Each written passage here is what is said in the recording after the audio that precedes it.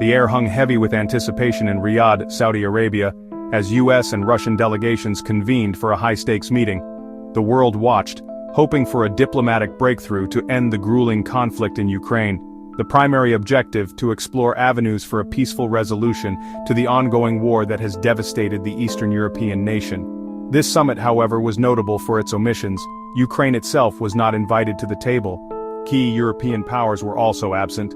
The U.S. delegation was led by Secretary of State Marco Rubio, flanked by National Security Advisor Mike Waltz and Middle East Envoy Steve Witkoff. Representing Russia were Foreign Minister Sergei Lavrov and Yuri Ushakov, a close foreign policy advisor to President Vladimir Putin.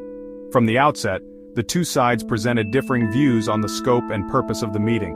The U.S. contingent, wary of being seen as negotiating over the heads of the Ukrainians, downplayed the event.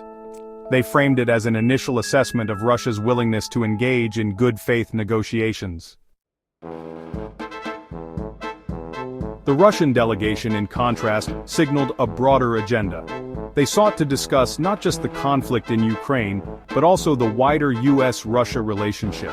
Their aim, it seemed, was to leverage the meeting as a stepping stone to normalize relations between the two superpowers.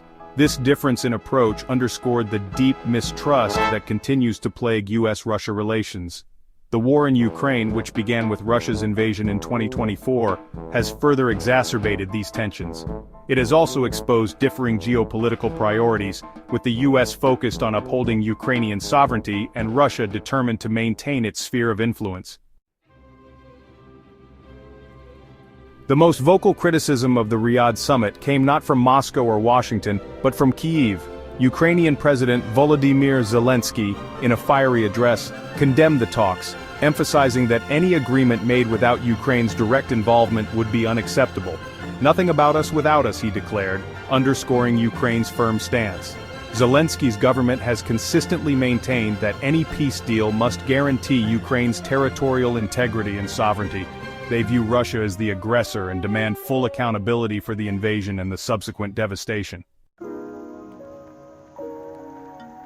The Riyadh summit, while generating headlines, yielded no concrete breakthroughs. It exposed the deep divisions that persist not only between Russia and the West, but also within the Western alliance itself. European leaders, caught off guard by the US's direct engagement with Russia, expressed alarm at being sidelined. They fear that the US, under the leadership of President Donald Trump, is prioritizing a swift end to the conflict over a just and lasting peace. The long-term implications of the Riyadh summit remain uncertain.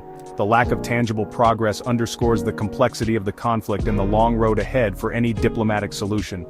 What is clear, however, is that true peace in Ukraine can only be achieved through a process that is inclusive, transparent, and respects the fundamental principles of international law.